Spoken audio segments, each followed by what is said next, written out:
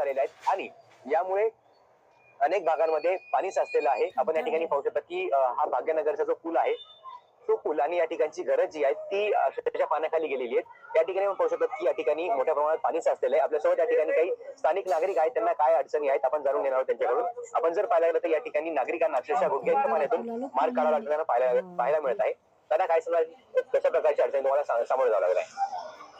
आमच्या अंगणामध्ये घरामध्ये सगळीकडे पाणीच पाणी साचलेलं आहे. अनेकांचं सामान देखील या पाण्यामुळे अतिशय म्हणजे खराब झालेलं आहे. आणि दिवसानंतर हा पाऊस झाला असा कधी बघतात? माझ्या म्हणजे अख्ख्या आयुष्यामध्ये मी म्हणजे प्रथमच हा पाऊस इतक्या मोठ्या प्रमाणात बघितलेला आहे. बघितलेला नाही हा पाऊस असा. त्याला काय सांगणार की या ठिकाणी पाऊस झालेला आहे, कसा पाऊस आहे, काय नुकसान?